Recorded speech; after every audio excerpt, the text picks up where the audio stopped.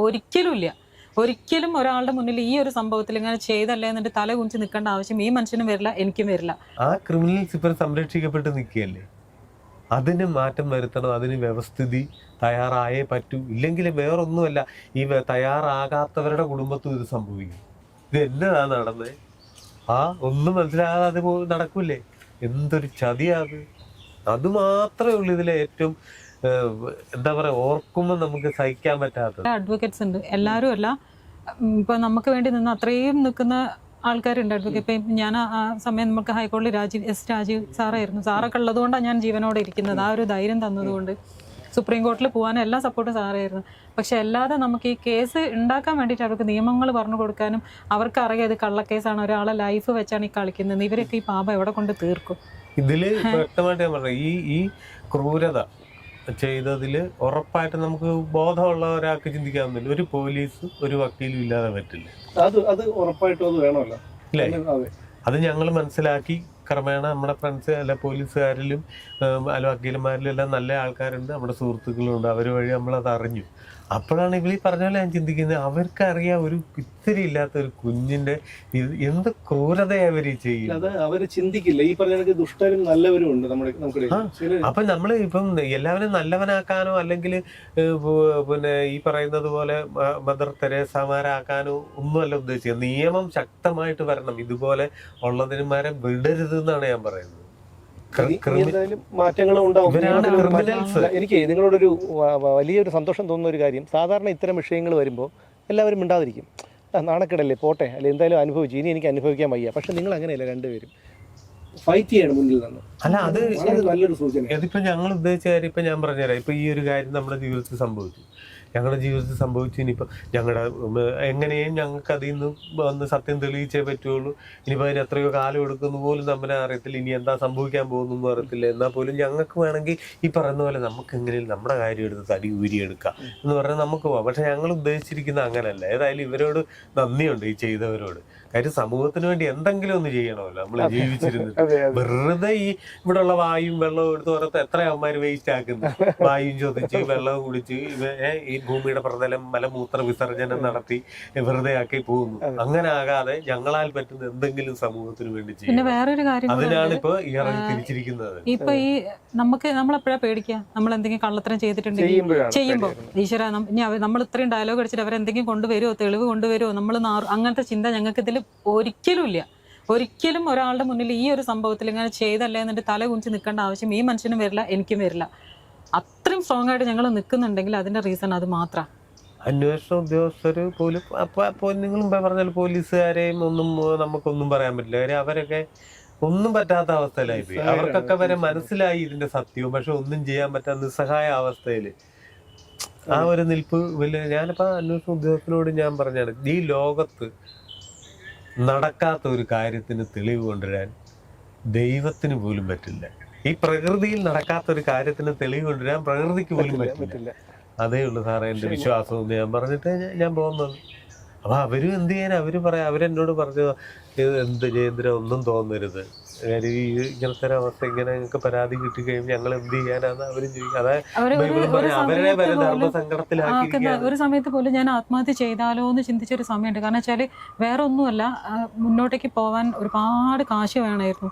ഈ സാധാരണ നോർമൽ ലൈഫിനേക്കാളാണ് ഒളിവിൽ നിൽക്കുക എന്ന് പറയുമ്പോൾ കാശിന്റെ ഭയങ്കര കൂടുതലായിരിക്കും. അപ്പൊ അത് കഴിഞ്ഞ് പിന്നെ അവർ വിചാരിച്ചു ഞാൻ ഹൈക്കോടതിയിൽ പോയിട്ട് അതോടെ അവിടെ നിർത്തും, ജയിലിലാക്കും എന്നുള്ളതാണ്. പക്ഷെ സുപ്രീം കോടതി ഞാൻ പോകുന്നു വിചാരിച്ചിട്ടില്ല. പക്ഷെ അവർ സുപ്രീം പവർ എന്നെ രക്ഷിച്ചു എന്ന് വേണം പറയാൻ. ആ ഒരു ശക്തിയോടെ എത്ര നന്ദി പറഞ്ഞാലും തീരില്ല. അല്ലെങ്കിൽ ഞാൻ ഇവരെ മുന്നേ തോൽക്കായിരുന്നു. ഞാൻ ഇവരെ മുന്നേ തോൽക്കരുത് എന്നുള്ള ഒറ്റ സാധനം മാത്രമാണ് എൻ്റെ ഫ്യൂവൽ എന്ന് പറയുന്നത്. എനിക്ക് ഓടാനുള്ള ആ ഒരു ഇന്ധനം എന്ന് പറയുന്ന ആ ഒരു സംഭവം മാത്രമായിരുന്നു. മുന്നോട്ടും ആ ഒരു സത്യം ഞങ്ങളുടെ കൂടെ നിൽക്കും തന്നെ ഞങ്ങൾ പ്രതീക്ഷിക്കുന്നു. എനിക്ക് എപ്പോഴും ഈ ഒരു സാഹചര്യത്തിൽ പിന്നെ നമ്മുടെ വ്യവസ്ഥിതിയോടും ജനങ്ങളോടും എല്ലാം എനിക്ക് പറയാനുള്ളത് ഇതാണ്. ഈ ഒരാരോപണം കിട്ടുമ്പോൾ അതിന്റെ സൈക്കോളജിയെ പറ്റി ചിന്തിക്കുക ആദ്യം. ഇപ്പൊ നമ്മൾ പറഞ്ഞ പോലെ അത് അതിന് സാധ്യതയുണ്ടോ ഇല്ലയോ എന്നുള്ളത് ഒന്ന്. പിന്നെ ഈ ഒരു കാര്യം ഇത്തരം ചെയ്യുന്ന ഇവരെല്ലാം യഥാർത്ഥ ക്രിമിനൽസ് അല്ലേ? ആ ക്രിമിനൽസ് ഇവർ സംരക്ഷിക്കപ്പെട്ട് നിൽക്കുകയല്ലേ.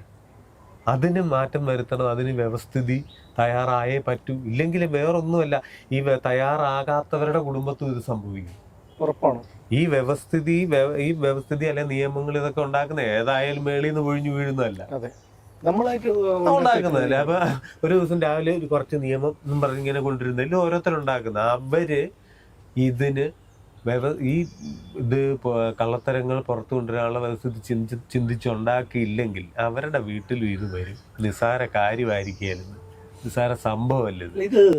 എൻ്റെ ഒരു അഭിപ്രായത്തിൽ ഇത് നമ്മൾ ഈ ഓണം, വിഷു, ദീപാവലി എന്നൊക്കെ പറയുന്നത് പോലെ അത് അത് വർഷത്തിൽ ഒരിക്കൽ വരുന്ന ആഘോഷമാണ്. പക്ഷേ ഇതങ്ങനെയല്ല. ഒരുത്തനെ ഇങ്ങനെ സമൂഹത്തിൻ്റെ മുമ്പിൽ, സമൂഹ മാധ്യമത്തിൽ ഇതുപോലെ കിട്ടുന്നത് മിക്കവാറും എല്ലാ ദിവസവും വരുന്നതാണ്. അതായത് ഇത്തരക്കാർക്ക് എന്നും ആഘോഷമാണത്. ഇപ്പോൾ രാഹുൽ മാങ്കൂട്ടത്തിൽ താങ്കളുടെ കാര്യം വന്നപ്പോൾ അതങ്ങനെ, രാഹുൽ മാങ്കൂട്ടത്തിൻ്റെ കാര്യം വന്നപ്പോൾ അതങ്ങനെ, രാഹുൽ ഈശ്വർ ജയിലിൽ പോയപ്പോൾ അതങ്ങനെ, ഓരോന്ന് ഇങ്ങോട്ട് പോന്നോട്ടെ എന്ന് പറഞ്ഞിട്ട് ഡെയിലി ആഘോഷം. അല്ല, അതല്ല ഞാൻ പറയാം. വ്യവസ്ഥിതിയിൽ, നിയമത്തിൽ ഇപ്പൊ ഞാൻ പറയാം, ഈ കേസ് കള്ളത്തരമാണെന്ന് അതിന്റെ പ്രാഥമികമായ അവസ്ഥയിൽ നിന്ന് എല്ലാ ഉദ്യോഗസ്ഥർക്കും മനസ്സിലായിട്ടുണ്ട്. പക്ഷെ അവർക്കൊന്നും ചെയ്യാൻ പറ്റുന്നില്ല. അവർക്കെന്ത് അങ്ങനെ ചെയ്യാൻ പറ്റുന്ന വ്യവസ്ഥിതി ഇവിടെ ഉണ്ടാവും. ഒരു കേസ് വന്നു കഴിഞ്ഞാൽ ഇതിന്റെ സത്യാവസ്ഥ അന്വേഷിച്ചിട്ട് മുമ്പോട്ട് പോകാവുള്ളൂ എന്നുള്ള ഉറപ്പായിട്ടുള്ള ഒരു വ്യവസ്ഥിതി. അങ്ങനെ അത് പക്ഷേ നിയമം മനസ്സിലാക്കി വരുമ്പോഴേക്കും കുറെ കഴിയും. അതായത് 498 സ്ത്രീധന ഗാർഹിക പീഡന നിരോധന നിയമം ഇത് വന്നപ്പോൾ ആരെങ്കിലും ഒരു പരാതി കൊടുത്തു കഴിഞ്ഞാൽ അപ്പോൾ തന്നെ എല്ലാവരെയും ഭർത്താവിനെയും സഹോദരിയും അച്ഛനെയും അമ്മയൊക്കെ അറസ്റ്റ് ചെയ്യേണ്ട ഒരു സിറ്റുവേഷൻ ആയിരുന്നു. ആ നിയമം ദുരുപയോഗം ചെയ്യുന്നു എന്ന് സുപ്രീം കോടതിക്ക് ബോധ്യപ്പെടാൻ കുറെ കാലം വേണ്ടി വന്നു. അതിനകത്ത് കുറെ നിരപരാധികൾ ശിക്ഷിക്കപ്പെട്ടു. അപ്പോഴാണ് അതിന് ഭേദഗതി വരുത്തിയത്. അതായത് ഈ 498 പരാതി കിട്ടിയാൽ അത് അന്വേഷിച്ച് അതിൽ വാസ്തവം ഉണ്ടെങ്കിൽ മാത്രം എഫ്ഐആർ രജിസ്റ്റർ ചെയ്താൽ മതി എന്നുള്ള ഒരു സംഭവം. അല്ല, അതാ ഞാൻ അതാ പറയുന്നത്. അത് അന്വേഷിക്കാൻ കാര്യം ഒന്നെങ്കിൽ എനിക്ക് വന്ന് ചിലപ്പോ അതോട്ട് പോട്ടെ ഇങ്ങനത്തെ ചിന്താഗതി ആണോ എന്ന് എനിക്കറിയത്തില്ല. അത് മാറ്റി വെച്ചില്ലെങ്കിൽ ഇത് വെക്കുന്നവന്റെ വീട്ടിൽ നാളെ ഇത് വരുമ്പോ അതിന് പഠിക്കും. ഞാൻ എന്റെ മുമ്പിലിരുന്ന് ഞാനീ പറയുന്ന ഓവർ കോൺഫിഡൻസിലൊന്നുമല്ല പറയാം. ഞാൻ എന്നും സംസാരിക്കാൻ എനിക്ക് ആരുടെയും മുമ്പിൽ തല താഴ്ത്തി നിർത്തേണ്ട ഒരു സാഹചര്യം ദൈവം ഇതുവരെ വരുത്തിയിട്ടില്ല. ഞാൻ പോലീസ് ഉദ്യോഗസ്ഥരോട് വരെ പറഞ്ഞു, സാറേ 1 മിനിറ്റ് മതി. ആ കസേരയിൽ നിന്ന് ഇരിക്കുന്ന സാറ്, ഞാനിരിക്കുന്ന ഈ അക്വിസ്റ്റിന്റെ കസേരയിൽ നിന്ന് 1 മിനിറ്റ് വേണ്ട. എത്ര പോലീസുകാരാണ് ആത്മഹത്യ ചെയ്തിട്ടില്ല? ജഡ്ജസിനെതിരെ പീഡനം എന്ന് പറഞ്ഞു വന്നിട്ടില്ല. എന്തൊരു കഷ്ടമാണെന്ന് ആലോചിച്ചത്. ഞാൻ ആലോചിക്കുന്ന ഒരു സുഹൃത്തുണ്ട്, സൈജു എന്ന് പറഞ്ഞിട്ട്. അത് പക്ഷെ ബോക്സോ അല്ലായിരുന്നു, സൈജു. അദ്ദേഹം ഇതേപോലെ ഒരു സ്ത്രീ 126ഓളം പരാതികളാണ് ആ സ്ത്രീ കൊടുത്തു. 126ഓളം പരാതികൾ. ആദ്യം സസ്പെൻഡ് ചെയ്തു, തിരിച്ചു കയറി, വീണ്ടും അവർ പരാതി കൊടുത്തു, സസ്പെൻഡ് ചെയ്തു. ഒടുവിൽ അദ്ദേഹത്തിന് ആത്മഹത്യ ഇവിടെ നെഹ്റു സ്റ്റേഡിയത്തിലെ മരത്തിൽ തൂങ്ങി മരിച്ചു. എങ്ങനെയുണ്ട് അതാ സ്ഥിതി. ഇപ്പം എന്റെ അടുത്ത് ആ കളിയൊന്നും നടക്കത്തില്ല. അത് ഉദ്ദേശിച്ചിരിക്കുന്ന അവൻ തൂങ്ങിച്ചാകുകയല്ലാതെ എന്റെ പിന്നെ പുക കണ്ടിട്ട് അവൻ പോകില്ല. അത് വേറെ കാര്യം. കാര്യം നമ്മള് ജീവിച്ചങ്ങനെ. ഞാൻ ഇവരോട് പറഞ്ഞത്, നമ്മള് നാട്ടിൻപുറത്തെ ജീവിതമാണ്. ഞാൻ എന്നും വിധിയിൽ വിശ്വസിക്കുന്ന ആളാണ്. ദൈവം എന്നുള്ളതിനേക്കാൾ ഉപരി വിധിയിൽ വിശ്വസിക്കുക. ഇപ്പൊ എനിക്ക് ഈ രൂപവും ഈ ശബ്ദവും ഒക്കെ എങ്ങനെ കിട്ടുക? ഇതെന്റെ വിധിയല്ലേ. അപ്പൊ ഇത് എന്റെ അനുഭവങ്ങൾ തന്നെ. നിങ്ങളുടെ രൂപം വേറെ, നിങ്ങൾ വേറെ. ഇത്രയേ ഉള്ളൂ ഞാൻ വിശ്വസിക്കുക. അപ്പൊ എനിക്ക് ഒരുത്തന്നെ ഞെട്ടിക്കലൊന്നും എന്റെ അടുത്ത് നടക്കില്ല. ജയിലിലാണെങ്കിൽ ജയിലിൽ ഇപ്പൊ എന്ത് ചെയ്യാൻ പറ്റും? നമ്മുടെ വിധി അതാണ്. ഇത് ഞാൻ പിന്നെ എന്താ പറയാ, ലാസ്റ്റ് റീൽ ഓടുക ജീവിതത്തിന്റെ. 55 വയസ്സായി, ലാസ്റ്റത്തെ റീൽ ഓടുമ്പോഴത്തേക്കിന് ഈ സൈസ് ഒരു സാധനം വരുമെന്ന് ആരെങ്കിലും ചിന്തിച്ചാണ്? എന്നിട്ട് പിന്നെ ജീവിക്കാതിരിക്കാൻ പറ്റുമോ? നമ്മുടെ മരണം നമ്മുടെ അടുത്ത് എത്തുന്നിടം വരെ ജീവിച്ചേ പറ്റൂ.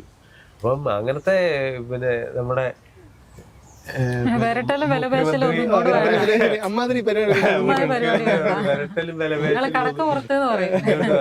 അല്ലാതെ അവരോടൊക്കെ കണക്ക് പുറത്തുനിന്ന് തന്നെ നമ്മൾ പറയും. കാര്യം അത്. പക്ഷെ എന്നാലും ഈ ദ്രോഹം വന്നിരിക്കുന്നതിന്റെ യഥാർത്ഥ ഭാഗം ചിന്തിക്കുമ്പോഴുള്ള ആ ഒരു ചെറുതിനെ ഓർക്കുമ്പോൾ നമ്മൾ ആ പാവത്തിനോട് ഇപ്പോഴും എത്ര 5 വയസ്സ് ആവുന്ന അതിന് ഇന്നൊന്നും മനസ്സിലായിട്ടുണ്ടാവില്ല ഇല്ലേ? ഇത് എന്നതാ നടന്നത്? ഒന്നും മനസ്സിലാകാതെ അത് നടക്കൂലേ? എന്തൊരു ചതിയാ അത് മാത്രമേ ഉള്ളൂ ഇതിലെ ഏറ്റവും എന്താ പറയാ, ഓർക്കുമ്പോൾ നമുക്ക് സഹിക്കാൻ പറ്റാത്തത്. ബാക്കിയൊക്കെ ക്രിമിനൽസ് ഒക്കെ അവർക്കുള്ളത് അവർക്ക് കിട്ടും. പക്ഷെ ഒരാളോടും ചെയ്യരുത് ഇത്രയും വലിയ ക്രൂരത. ഒന്നും അറിയാത്ത മക്കളെ വെച്ചിട്ട് ആരോടും ചെയ്യരുത്. എന്ത് വൈരാഗ്യത്തിന്റെ പേരിലാണെങ്കിലും ചെയ്യരുത്. അതാ ഞാൻ പറഞ്ഞു. പിള്ളേര് അത് അല്ലെങ്കിൽ ഇപ്പൊ ഞാൻ പറഞ്ഞ ഒരു അറിവ്, ഒരു പ്രായമുള്ള ഒരാളോട് പറഞ്ഞ് ഇതെന്താ ചെയ്യുന്നത്, എന്താ ചെയ്യാൻ, അല്ലെങ്കിൽ ഇത്തിരി കഴിയുമ്പോൾ അയ്യോ ഞാൻ ചെയ്തത് തെറ്റായിപ്പോയി എന്ന് ചിന്തിക്കാൻ പറ്റുന്ന ഒരു പ്രായമൊക്കെ ആണെങ്കിൽ പോലും കുഴപ്പമില്ല. ഇത് എന്നതാന്ന് അതിനറിയില്ല. അത് ജനിച്ചിട്ടുണ്ടോ, ജീവിച്ചിട്ടുണ്ടോ, വളർന്നിട്ടുണ്ടോ, ആണാണോ പെണ്ണാണോ, ഇതൊന്നും അതിനറിയാത്തൊരു സാധനം ഒരു ചെറുതാ, അതെ മനസ്സിലായില്ലേ? അത് ഭയങ്കര പാപമായി പോയി. ലോകത്തിന് തന്നെ അത് പിന്നെ നമ്മുടെ ഭൂമിക്ക് തന്നെ അതൊരു ശാപം അങ്ങനെ ചെയ്യുന്നത്. ഇതല്ലേ പിള്ളേർ, ഞാൻ പറഞ്ഞ ദൈവങ്ങളാ അതുങ്ങൾ ഒരു പ്രായം വരെ കുട്ടികൾ. ഞാൻ താങ്കൾ ഈ പറഞ്ഞപ്പോഴുള്ള കാര്യം ഞാൻ ഓർക്കുന്നത്, പണ്ട് നമ്മുടെ ഒരു ഫോറൻസിക് സർജൻ ഉണ്ടല്ലോ, ഡോക്ടർ ബി ഉമാദത്തൻ, താങ്കൾ കേട്ടിട്ടുണ്ടാവും. അപ്പൊ അദ്ദേഹം ഒരു ദിവസം ഒരു ആര്യനാട്, തിരുവനന്തപുരം ജില്ലയിലുള്ള ആര്യനാട് പോലീസ് സ്റ്റേഷനിൽ പോയ സമയത്ത് ഒരു 10-65 വയസ്സായ ഒരു മനുഷ്യനെ ഇടിച്ചൊതുക്കി ലോക്കപ്പിലിട്ടിരിക്കുകയാണ്. അപ്പോൾ അദ്ദേഹത്തിന് ഒരു അസ്വാഭാവികത തോന്നി. ചെന്ന് ചോദിച്ചു എന്താണ് കാര്യമെന്ന് ചോദിച്ചു. അപ്പം പുള്ളി ആ സ്റ്റേഷനടുത്തൊരു പെട്ടിക്കട നടത്തുകയാണ്. പറഞ്ഞൊരു പെൺകുട്ടി 8 വയസ്സായ പെൺകുട്ടിയെ പീഡിപ്പിച്ച കേസാണ്, ഞാൻ അങ്ങനെ ചെയ്തിട്ടില്ല എന്ന് പറഞ്ഞു കരഞ്ഞു. അപ്പോൾ ഇദ്ദേഹത്തിന് എന്തോ ഒരു സംശയം തോന്നിയിട്ട് ഇദ്ദേഹം SI, പുതിയ ആളാണ്, അദ്ദേഹത്തിനോട് ചോദിച്ചു എന്താണ് ഇതിന്റെ തൊണ്ടി മുതൽ. ഒരു പെറ്റിക്കോട്ടുണ്ട്, ആ സമയത്ത് ഉപയോഗിച്ചിരുന്ന ഒരു പെറ്റിക്കോട്ട്, അതിൽ ചോരയുണ്ട് എന്ന് പറഞ്ഞു. ആ പെറ്റിക്കോട്ട് വാങ്ങിച്ചു. അപ്പോൾ തന്നെ മെസ്സഞ്ചർ വഴി അത് ലാബിൽ കൊടുത്തുവിട്ടു, ഫോറൻസിക് ലാബിൽ. ഇതിന്റെ പെട്ടെന്ന് റിസൾട്ട് എടുക്കാൻ പറഞ്ഞു. പിറ്റേന്ന് റിസൾട്ട് എടുത്തപ്പോൾ ഇത് കോഴിയുടെ ബ്ലഡാണ്. അപ്പം ഈ സ്ത്രീയെ വിളിച്ച് ചോദ്യം ചെയ്തു. ചോദ്യം ചെയ്തപ്പോൾ പറഞ്ഞു ഇയാൾക്ക്, ഈ കടക്കാരന് ഈ സ്ത്രീ പൈസ കൊടുക്കാനുണ്ടായിരുന്നു. പണം തിരികെ ചോദിച്ചപ്പോൾ അവർ ഈ 8 വയസ്സായ കുട്ടിയെ പീഡിപ്പിച്ചു എന്ന് പറഞ്ഞിട്ടാണ് ഇയാൾക്കെതിരെ കേസ് കൊടുത്തത്. വെള്ള പെറ്റിക്കോട്ടിൽ കോഴിയെ കതകിനിടയിൽ വെച്ചിട്ട് കൊന്ന് ആ ബ്ലഡാണ് എടുത്തത്.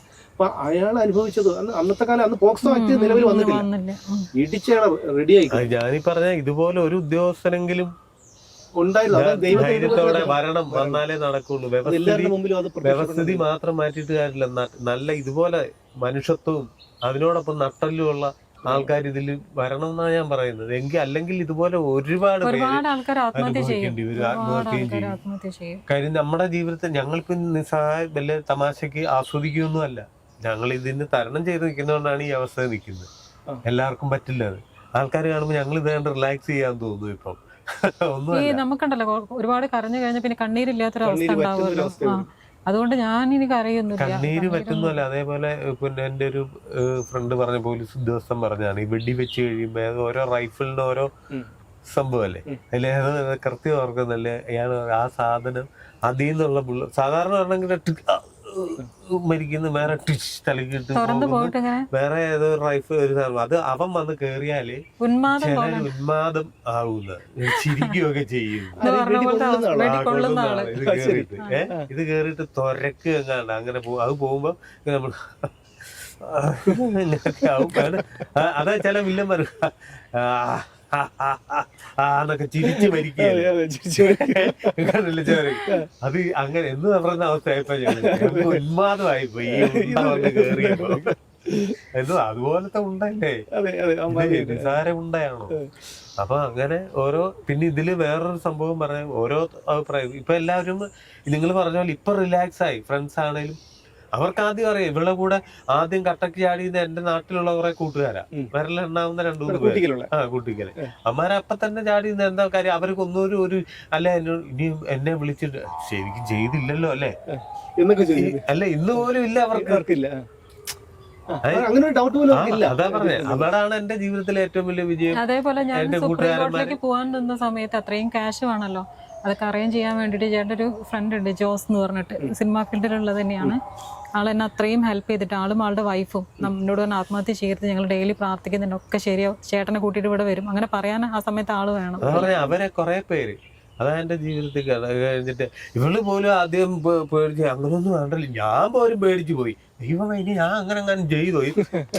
ഈ അവസ്ഥ അതാന്ന് നമുക്ക് പെട്ടെന്ന് വരുമ്പോ, ഞാൻ ഒരു മിനിറ്റ് നമ്മളിങ്ങനെ അടിച്ചൊക്കെ നോക്കുന്നില്ല എന്ന് പറഞ്ഞാൽ, ഞാൻ ഇതിപ്പോ കുറെ ആൾക്കിനിപ്പോ ഞാൻ അങ്ങനെ ചെയ്തതാണോ ഇത്, അല്ലെങ്കിൽ പിന്നെ ഇത് എങ്ങനെ നമ്മള് കരുതുന്നുണ്ടോ ഇതിങ്ങനെ പറയുന്നു, ഇങ്ങനെ വരുന്നു, ഞെട്ടിപ്പോവല്ലേ നമ്മള്.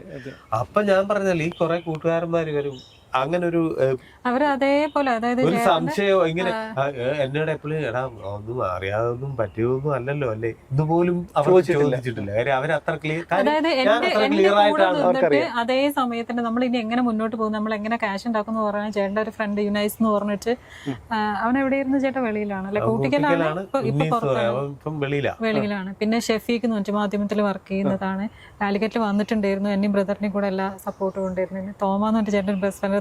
ഇവരൊക്കെ എന്താ പറയാ, അവൻ വെള്ളം അടി ഉണ്ടാക്കിയെന്ന് പറഞ്ഞാൽ വിശ്വസിക്കാം. എല്ലാരും എന്നോട് പറയാം, അവൻ വെള്ളം എടുത്തിട്ട് അവന് ട്രെയിനിൽ 2 കൊടുത്തു എന്ന് പറഞ്ഞു കഴിഞ്ഞാൽ ചിലപ്പോ ഞങ്ങള് വിശ്വസിക്കും. കാര്യം അതിനുള്ള സാധ്യത വളരെയധികം ഉണ്ട്. പക്ഷെ ഇത് പള്ളി പോയി പറഞ്ഞാൽ മതി എന്ന് അവരെല്ലാവരും അമ്മമാര് പറഞ്ഞു. അതാണ് നമുക്ക് അതൊക്കെ നമുക്ക് ഈ ഒരു ഇതൊക്കെ നമുക്ക് ഇത് സംഭവിച്ചില്ലായിരുന്ന കേൾക്കാൻ പറ്റില്ല. അല്ല, അതാണ് പറയുന്നത്. അതെ, അതുകൊണ്ടാണ് ഞാൻ അത് അന്ന് മുതൽ തന്നെ താങ്കളുടെ ഒരു അഭിമുഖം ചെയ്യണമെന്ന് വിചാരിച്ചത്. കാരണം നമ്മളും പല ചെയ്യാത്ത തെറ്റുകളുടെ പേരിൽ കേസുകൾ ഇപ്പോഴും പറയുന്ന ആൾക്കാരാണ്. അപ്പോൾ അതുകൊണ്ട് ഒരുപാട് പേര്, ഞാൻ പറഞ്ഞല്ലോ നേരത്തെ പറഞ്ഞതില്ല, സമൂഹ മാധ്യമത്തിലൊക്കെ ഒരുപാട് പേര് സപ്പോർട്ട് ചെയ്തിരുന്നു അന്നത്തെ സഹപാഠികൾ. പിന്നെ ഞാൻ ഇപ്പോഴും ഓർക്കുന്നുണ്ട്, ആരാണ് എഴുതിയെന്ന് എനിക്ക് ഓർമ്മയില്ല. അജയചന്ദ്രൻ ആണ് താങ്കളുടെ അച്ഛന് അവിടെ വൈദ്യശാല നടന്നു വരുന്നതും വളരെ നാട്ടിലെ തന്നെ ഏറ്റവും വലിയ ഗുഡ് സപ്ലിക്കർ വന്നിരിക്കുന്നത്. അല്ല, ഇത് അതാ ഞാൻ പറഞ്ഞല്ലോ, എന്റെ നാട്ടിൽ പോയിട്ട് അന്വേഷിച്ചപ്പോഴത്തേക്കിനും അതാ പറഞ്ഞ അവിടെ ഷോപ്പ് നടത്തുന്നത് കൂൾ ഡ്രിങ്ക്സ് കടയൊക്കെ നമ്മുടെ വൈകുന്നേരം സംഗമൊക്കെ കേന്ദ്രമായിരുന്നു. അവര് തങ്കച്ചൻ എന്നാ അവന്റെ പേര്.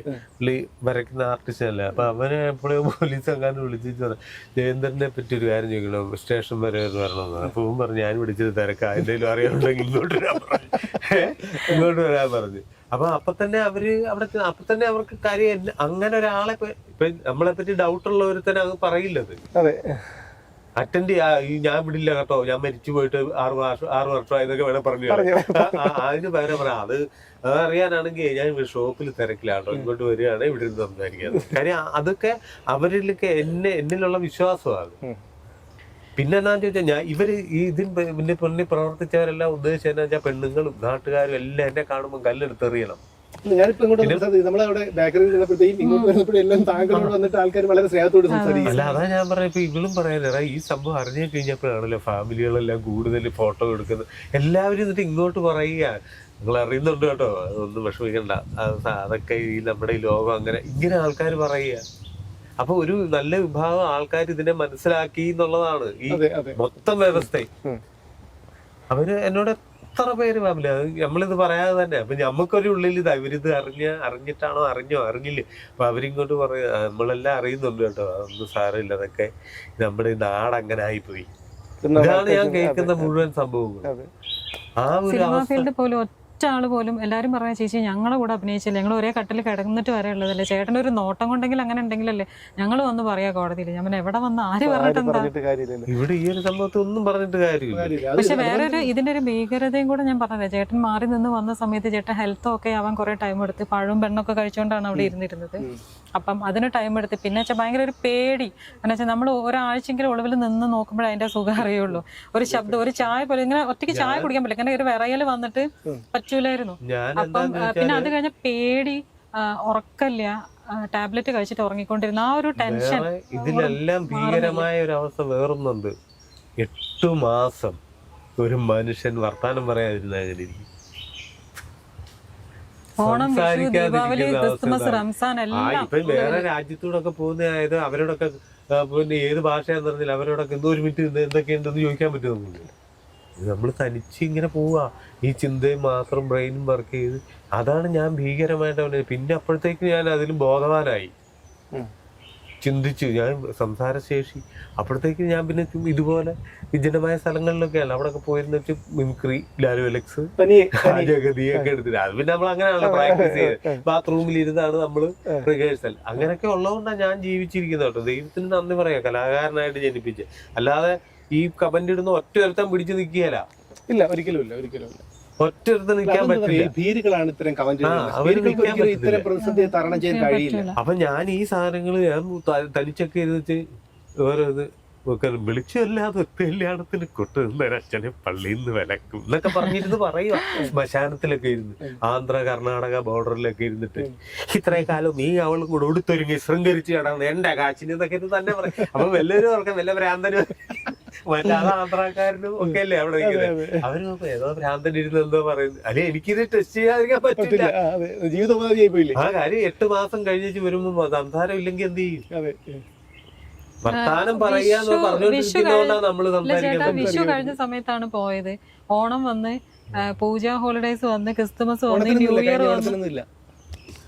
ഓണമില്ല, ക്രിസ്മസില്ല, വേറൊക്കെ പോട്ടെ. അപ്പൊ നമ്മൾ അടുത്ത ഏതായാലും ഇതിൽ കിട്ടിയേക്കോ. കാര്യം എന്താന്ന് ചോദിച്ചാൽ ഞാൻ ചെയ്തിട്ടില്ലല്ലോ, ഇത് തന്നെയാണ് നമ്മൾ. അപ്പൊ ഏതെങ്കിലും നിയമം അങ്ങനെ അതിനെ മനസ്സിലാക്കും. അതുകൊണ്ട് എന്ന് കഴിഞ്ഞിട്ട് 2025 ന്യൂ ഇയർ എവിടെയോ വരണം. അത് മാത്രല്ല, അല്ലെ ന്യൂ ഇയർ ഒക്കെ ഇവിടെ വലിയ അല്ല അതുകൊണ്ട് എന്താ പറയാ, ഹൈക്കോടതിയിൽ എത്ര ജഡ്ജിമാരുണ്ട്, അവരെപ്പോ മാറും, ഇതെല്ലാം എത്ര ലീവ് ഉണ്ട്. കാരണം ഓണത്തിന് 10 ദിവസം ലീവ്, പിന്നെ അത് കഴിഞ്ഞിട്ട് പൂജ ഹോളിഡേസിന് അത്രയില്ല. അപ്പൊ നമുക്ക് നെഞ്ഞത്തിടി വെട്ടി അത് കഴിഞ്ഞിട്ടുള്ള ഒരു ഡേറ്റിലേ പിന്നെ കിട്ടുള്ളൂ. എല്ലാ ദിവസവും 5 മണി ഒക്കെ ആവും കേസ് എടുക്കാൻ. പിന്നെ അവരൊരു 20 ദിവസം കഴിഞ്ഞിട്ട് അങ്ങോട്ടേക്ക് മാറ്റി വെക്കും. അങ്ങനെ നീട്ടിവെക്കും.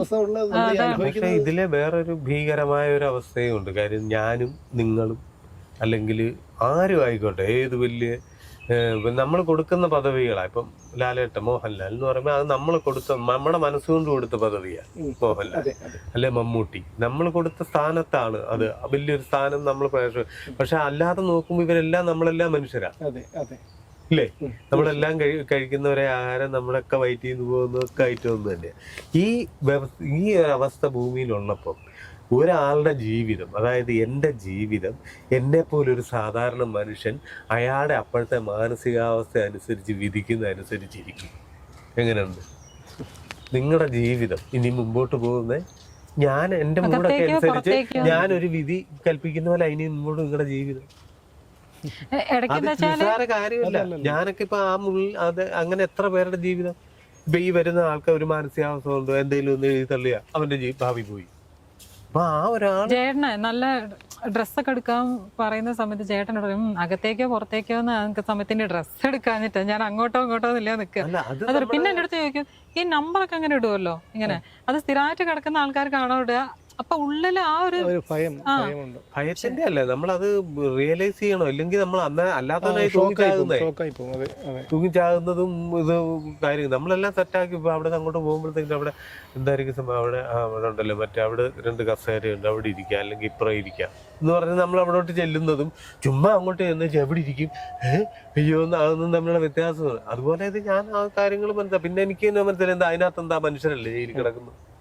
എൻ്റെ അപ്പം പറയായിരുന്നു, എൻ്റെ അപ്പം വലിയ കമ്മ്യൂണിസ്റ്റുകാരനും വലിയ കലാകാരനും ഭയങ്കര സാമൂഹിക വിശകലനം നടത്തുന്ന ആ പുള്ളി എന്നോട് പറയുമായിരുന്നു, എടാ നല്ലവരൊക്കെ കിടക്കുന്നത് ഇതിനകത്താണ് കാണിച്ച് ഉള്ള ക്രിമിനൽസ് മുഴുവൻ വെളിയിൽ കൂടെ നടപ്പുണ്ടെന്ന് പുള്ളി അന്നേ എന്നോട് പറഞ്ഞിട്ടുണ്ട്. അതുപോലെ പ്രാന്താശുപത്രി കാണിക്ക് പറയാം, പ്രാന്തുള്ളവരൊക്കെ പുറത്തും പ്രാന്തില്ലാതൊക്കെ എല്ലാത്തിനെയും പിടിച്ച അതിനകത്ത് അങ്ങനൊക്കെ കേട്ട് വളർന്നിട്ടുള്ളതുകൊണ്ട് എനിക്ക് അതൊന്നും ഒരു വിഷയമല്ല.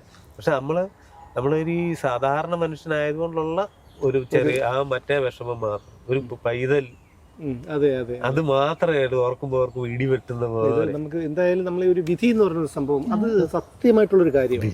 ഞാൻ വിശ്വസിക്കുന്നു. ആ വിധി നമുക്ക് ഇങ്ങനൊരു വിധിയുണ്ട്, അത് നമുക്ക് അനുഭവിക്കാതെ തരമില്ല. അത് തരണം ചെയ്തു കഴിഞ്ഞു. ഇനിയിപ്പം ആ ഒരു ഇതിലേക്കില്ല. ഇനി നമുക്ക് ഈ വിഷയം ഒന്ന് വിടാം. വളരെ കല്യാണം കഴിഞ്ഞിട്ട് എത്ര വർഷമായി? 10-20 വർഷം ഒക്കെ ആവുന്നു. ഇപ്പോഴും നല്ല സ്നേഹത്തിലാണ്. അതെന്താണ് ഭയങ്കരമായിട്ടുള്ളൊരു അത് ആ ചോദ്യത്തിൽ തന്നെ ഇപ്പോഴും വന്നിട്ട് നല്ല സ്നേഹമായിട്ടൊക്കെ തന്നെയാണല്ലേ. അതെ, എന്താ പറയാ, വൈഫ് ഹസ്ബൻഡ് എന്ന് പറഞ്ഞിട്ട് അങ്ങനെ പറയുമ്പോഴല്ലേ കുറച്ച് കഴിയുമ്പോ വൈഫാണ്. ഞങ്ങൾ അങ്ങനെയല്ല, ഞങ്ങള് നല്ല ഫ്രണ്ട്സ്. എനിക്കിപ്പോ എന്തുണ്ടെങ്കിലും ചേട്ടൻ്റെ അടുത്ത് പറയാം, ചേട്ടൻ സംഭവിച്ചു പോയി ഏതായാലും ഇനി ഒന്നിച്ച് അനുഭവിക്കുക എന്നുള്ളതാ. പണ്ടേ എനിക്ക് വലിയ താല്പര്യമൊന്നുമില്ലായിരുന്നു വിവാഹം കഴിക്കുന്നതിനോടൊന്നും. കാര്യം എനിക്ക് എന്താ വെച്ചാൽ നമ്മളിൽ ഇത്തരം കഴിവ് ദൈവം അത് പ്രകടിപ്പിക്കണം, അത് കാണിക്കണം, അത് വെച്ച് ഈ ഒരു ചിന്തയുള്ളൂ. മെയിൻ ഒരു കാര്യം, എനിക്ക് എന്തെങ്കിലും സീക്രട്ട് ഉണ്ടെങ്കിൽ അത് വേറെ ആരെക്കാളും വിശ്വസിച്ച് ചേട്ടനോട് പറയാം. അതാണ് ഏറ്റവും വലിയ കാര്യം. അല്ല അത് ഞാനതാ പറഞ്ഞ ഏതായാലും കല്യാണം കഴിച്ച് സംഭവിച്ച് അനുഭവിക്കുക എന്ന് പറഞ്ഞിട്ട് ഇവര് എൻ്റെ അടിമ, ഇവരെ ഞാൻ ഭരിച്ചോണ്ടിരിക്കുക, അങ്ങനൊന്നും അല്ല. 2 പേര് കൂടുന്ന അത് അവര് വ്യക്തികൾ. അല്ല അപ്പൊ ഞാൻ പറഞ്ഞു ഭർത്താവ് ഭാര്യ ഭരിക്കുന്നു, എന്നാ നീ ഭർത്താവിനോട് എനിക്കൊന്ന് പറഞ്ഞു അവര് മുള്ളുന്നതും തൂറുന്നതും കൂടി ഇവൻ ചെയ്യൂ? പറ്റത്തില്ലല്ലോ, അതവര് തന്നെ ചെയ്യണ്ടേ. അത്രേ ഉള്ളൂ. അതിന് ഇവന് സഹായിക്കാൻ പറ്റത്തില്ലല്ലോ. അപ്പം ബാക്കിയല്ല അത് ഒരു വ്യക്തിയുടെ, അതുപോലെ ആ വ്യക്തി എല്ലാവരുടെ കാര്യങ്ങൾ അത് അവരുടെ എങ്ങനെ ഞാൻ മനസ്സിലാക്കിയെടുത്തോളം എങ്ങനെ 2 വ്യക്തികൾ ജീവിക്കുകയാണെങ്കിലും വൈഫാണെങ്കിൽ ഹസ്ബൻഡ് ആണെങ്കിലും ആ ഓരോ വ്യക്തികൾക്കും അവരുടെ മാത്രമായിട്ടുള്ള കുറെ കാര്യങ്ങൾ ഉണ്ടാവും അല്ലെ. അതല്ലാന്ന് പറയാൻ അത് മൊത്തം കള്ളത്തരായിരിക്കും അല്ലെ. അത് അങ്ങ് അംഗീകരിച്ച് കഴിഞ്ഞാൽ പിന്നെ വേറെ പ്രശ്നങ്ങളില്ലാന്ന് എനിക്ക്. ഞാനെപ്പോഴും ഞാൻ പേരും പറഞ്ഞിട്ടുള്ളത്, ഇന്ന് ഇവരോട് പറഞ്ഞിട്ടുള്ളത്, കഴിഞ്ഞ് ഞാൻ പറയാൻ ജീവിക്കാൻ അനുവദിക്കും. പിന്നെ വെച്ചാല് ഒരു ഹസ്ബൻഡിനെ ആണെങ്കിലും ഫ്രണ്ടിനെ ആണെങ്കിലും നമ്മൾ സ്നേഹിക്കുക, നമ്മൾ വിശ്വസിക്കുക, നമ്മൾ കൂടെ നിന്ന് ചതിക്കാതിരിക്കുക, നല്ല കാര്യങ്ങൾ മാത്രമേ. ഒരാൾക്ക് എന്തെങ്കിലും ഇപ്പം ഞാൻ ജേട്ടനായതുകൊണ്ട് മാത്രമല്ല, ഇപ്പം എൻ്റെ ഏത് ഫ്രണ്ട്സ് ആണെന്നുണ്ടെങ്കിലും അവർ തെറ്റ് ചെയ്തിട്ടില്ല എന്ന് എനിക്ക് പൂർണ്ണ ബോധ്യം ഉണ്ടെങ്കിൽ ഞാൻ എനിക്ക് പറ്റുന്ന പോലെ നിൽക്കും, അത്രയേ ഉള്ളൂ. അല്ല, ഇതിപ്പോൾ നമ്മൾ ഇവിടെയൊക്കെ പാഠമാക്കേണ്ടത് ഒരു ദിലീപേട്ടനെയാണ്. ഒന്നാലോചിച്ച് നോക്കൂ, ഒരു 8 കൊല്ലത്തോളം ആ മനുഷ്യൻ അനുഭവിച്ച കാര്യങ്ങൾ സ്റ്റാർഡം തന്നെ ഇല്ലാതെയാക്കി. അത് ഈ 8 കൊല്ലം ഇനി എന്ത് കൊടുത്താലും അതിന് പകരം വരും. എന്നിട്ടും പോട്ടെ, കോടതി വരെ കുറ്റക്കാരനിൽ നിന്ന് കണ്ടെത്തിയിട്ട് അതെല്ലാം ഭേദം കോടതി അത് പറയാതിരിക്കുന്നതായിരുന്നു എന്ന് പിന്നെ തോന്നി. അത്രയും ദിലീപേട്ടനെയും കാവ്യയും എന്തൊക്കെയാ അവര് പറയുന്നത്. എന്തല്ലോ എനിക്ക് തോന്നുന്നു, ഇത്രയധികം ക്രൂരമായ സൈബർ അധിക്ഷേപം നേരിട്ട മറ്റൊരു വ്യക്തി ഇല്ലെന്നാണ് ഉള്ളതാണ്. ഞാൻ ഈ മെസ്സേജിനൊക്കെ തിരിച്ച് മറുപടി പറയാനൊക്കെ പോകുമ്പോൾ ദിലീപേട്ടനോട് പറയും, നീ ഇങ്ങനെ സ്ട്രെസ് എടുത്ത് തലയിൽ വെച്ച് നിനക്ക് വല്ല അസുഖം വരണ്ട കേട്ടോ, എല്ലാം മറുപടി കൊടുക്കാൻ നിൽക്കുക, നീ കണ്ടില്ലെന്ന് വെക്കപ്പോ ഞാനൊക്കെ എന്തൊക്കെ ചെയ്യണം, കറക്റ്റ് അല്ലേ മൂപ്പര് പറഞ്ഞത്. അപ്പൊ ഞാൻ കുറച്ച് അതൊക്കെ പഠിച്ചു വരും. അയാളാണേലും ഓരോരുത്തരും കഷ്ടപ്പെട്ട് ഈ പറഞ്ഞ വിധി അയാൾക്ക് ആ സ്ഥാനത്തെത്തേണ്ട യോഗം അയാൾക്കുണ്ട്. അതിന് അസൂയപ്പെട്ടിട്ട് എന്ത് കാര്യം? ഒന്നാമത് അസൂയ എന്താ വെച്ചാൽ മഞ്ജുവാര്യനെ കെട്ടി കാവ്യെ കെട്ടി നല്ല അതാണ് മെയിൻ അസൂയ. ഈ ആണുങ്ങൾ കുറെ കോഴികൾക്ക് അങ്ങനത്തെ അസൂയ. അതുകൊണ്ട് പെണ്ണുങ്ങൾക്കുള്ള എന്താ പറയുക, എന്തിനാ കാവ്യെ കെട്ടി ഇന്നെ കെട്ടിയില്ലല്ലോ എന്ന് പറഞ്ഞുള്ള അസൂയ പെണ്ണുങ്ങൾക്കും ഉണ്ട്. അതന്നെയാ സത്യം. ഇവരുടെ കട്ട് ചെയ്യരുത് കേട്ടോ. അല്ലല്ലേ, ഒരിക്കലും കട്ടിയില്ല.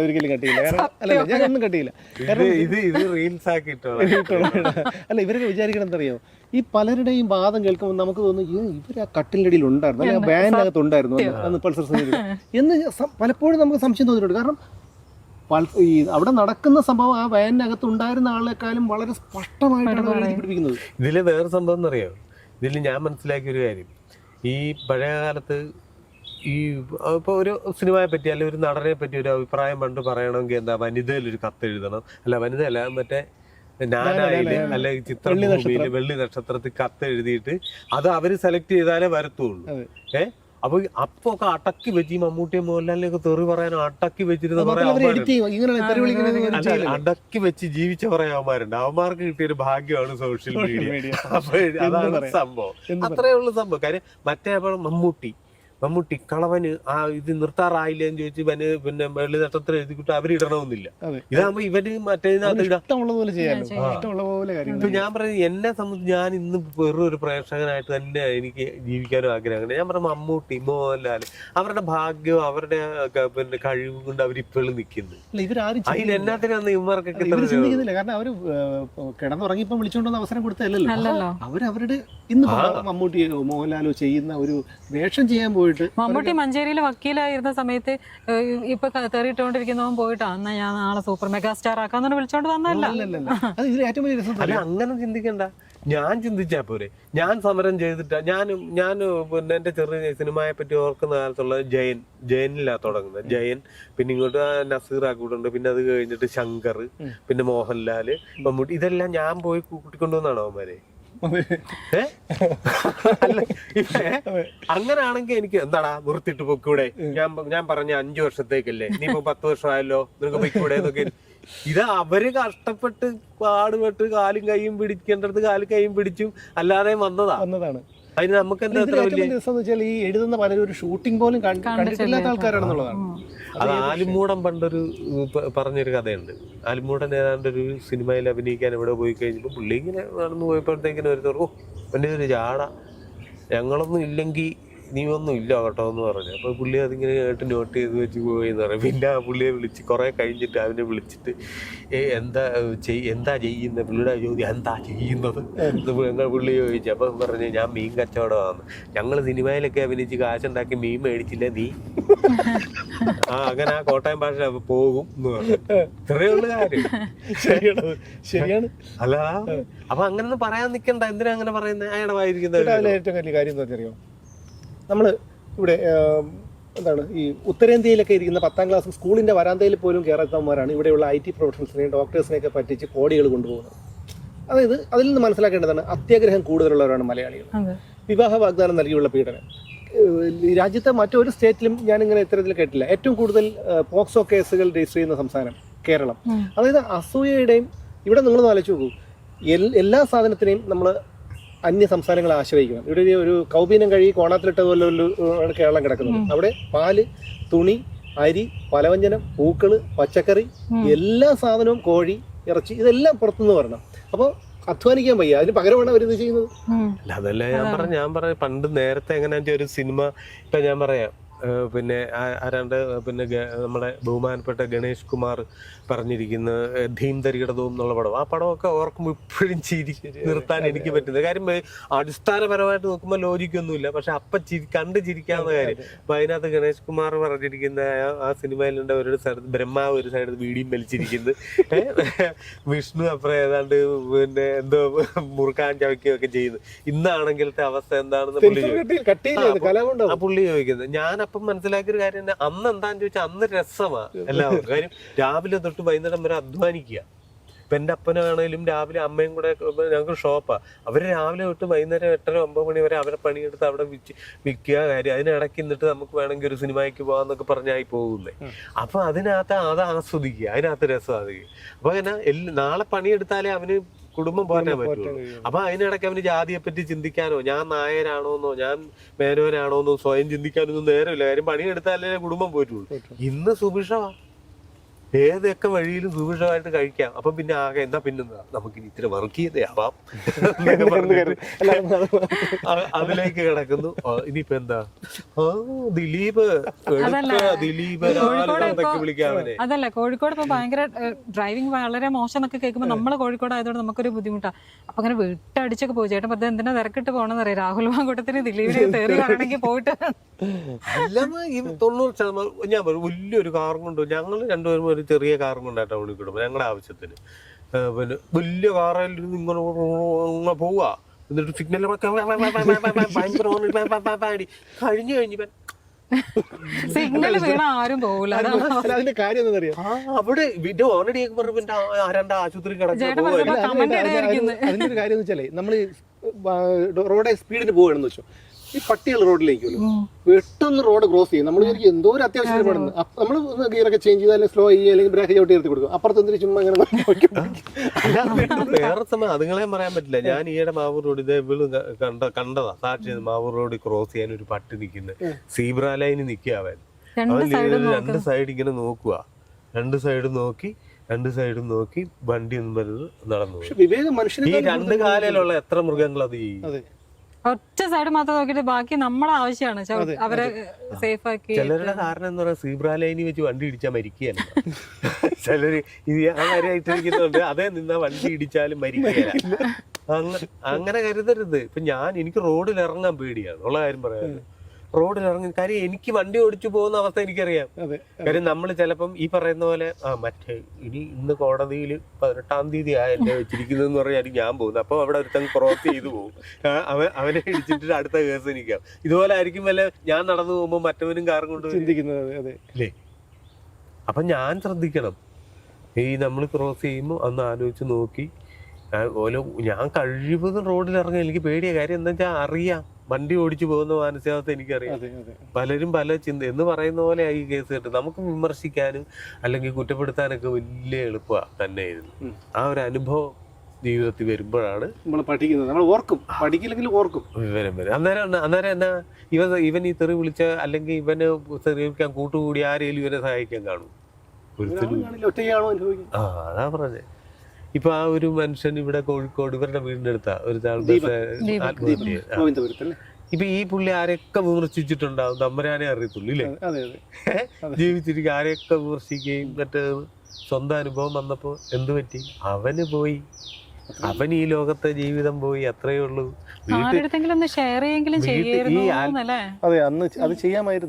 ഈ എല്ലാവരും എനിക്ക് ഞാൻ പറയാനുള്ള ഒരു കാര്യമുള്ളൂ, നമ്മളൊക്കെ മരിച്ചു പോകും. ഞാനൊക്കെ ഏത് നിമിഷവും നമുക്ക് പറയാം. പക്ഷെ ഈ ആത്മഹത്യ ചെയ്യുമ്പോൾ കുറ്റപ്പെടുത്തുന്നവർക്ക് മരിച്ചു പോയാൽ അവനവന് പോയി വീട്ടുകാരെന്താ 5 ദിവസം കഴിയുമ്പോൾ മീൻ കൂട്ടി ചോറും വീട്ടുകാർ. ആദ്യം ഒരു ദിവസം പച്ചരി കഴിക്കൂല, പിന്നെ ചിക്കനായി മട്ടനായി എല്ലാ വർഷവും. പിന്നെ പോയവന്റെ അവൻ ഈ ലോകം പോയിന്നേ ഉള്ളൂ. അല്ല അതെ, മരിച്ചു അങ്ങ് പോയി കഴിഞ്ഞാൽ ആത്മാവ് ഉണ്ടെങ്കിൽ അത് ചിന്തിക്കും. കാര്യം അല്ലെ കുറ്റം പറയാൻ പറ്റില്ലെന്നേ. ഞാൻ പറയാം ചില സന്ദർഭം എനിക്ക് എന്ത് കാര്യത്തിന് ഈ ഭൂമിയിൽ ജീവിക്കുന്നതെന്ന് എനിക്ക് തോന്നുന്നു. വേറെ നിരാശയല്ല എനിക്കത്. കാര്യം എന്നെ ആവശ്യമില്ലാത്ത ഇടമാണ് ഈ ഭൂമി എനിക്ക് ചിലപ്പോൾ തോന്നും. കാര്യം കള്ളനും തെമ്മാടിയും ക്രിമിനൽസും പിമ്പുകളും ഒക്കെ സുഖമായിട്ട് ജീവിക്കുക. അല്ല അവിടെയാണ് നമുക്ക് വളരെ നമ്മള് ഇതേപോലെ നമ്മൾ ഈ കാര്യങ്ങൾ എന്ന് പറഞ്ഞാൽ ഞാൻ എങ്ങനെ ജീവിച്ചിട്ട് എനിക്ക് മറ്റേ നൂൽപ്പാലത്തെ കയറാതെ പോകാനൊന്നുമല്ല. എന്റെ കുറവായിട്ടാണ് ഞാൻ അതിനെ കാണുന്നത്. ഈ ലോകത്തിന് പറ്റാത്ത ജനിക്കുമ്പോഴേ ഫ്രോഡായിട്ട് ജനിക്കണം, അല്ലാതെ കുറെ കണ്ടു നാളെ മുതൽ ഞാൻ ഫ്രോഡായിട്ട് വിചാരിച്ചിട്ട് ഒരു കാര്യം ജന്മന ഉണ്ടായിരിക്കുന്നത്. അത് ജന്മന ഈ പറഞ്ഞ കറക്റ്റ് ജന്മന ഫ്രോഡായിട്ട് ജനിക്കണം. എനിക്ക് അടുത്ത ജന്മം അതാ ഞാൻ ആഗ്രഹിക്കും. ഒന്നെങ്കിൽ മൃഗങ്ങള്, പട്ടി പൂച്ചയൊക്കെയാണ് ഇഷ്ടം പോലെ ഓടി വന്ന് ടാക്സ് കൊടുക്കേണ്ട ഒന്നും വേണ്ട. അല്ലെങ്കിൽ ഫ്രോഡായിട്ട് ജന്മന ഫ്രോഡായിരിക്കണം, ക്രിമിനൽ ആയിരിക്കണം. മനസാക്ഷി ഉണ്ടാകരുത്. ജന്മന വേണ്ട, നമ്മൾ ജനിച്ച് കഴിഞ്ഞ് പിന്നെ മനസാക്ഷി മാറ്റി വെക്കാൻ പറ്റില്ല. ഞങ്ങൾ നാളെ മുതൽ ഒരാളുടെ നമ്മൾ ഇത്രയും അനുഭവിച്ചില്ല പറ്റുമോ? ഞാനിപ്പോ എപ്പോഴും ഓർക്ക് നാളെ വേറെ ലോഹിതോടെ ചിരിച്ചു വരും, വാളിയാന്ന് പറഞ്ഞ് അവനെ പിടിച്ച് മടിയിലിരുത്തി പിന്നെ അവൻ ലാശത്തോളെ കയറുന്നതായിരിക്കും. ഇത് തന്നെയാണ് അവസ്ഥ. അപ്പൊ ജന്മന അങ്ങനത്തെ ഒരു ആത്മാർത്ഥത ഇല്ലാത്തവനായിട്ട് ജനിക്കണം.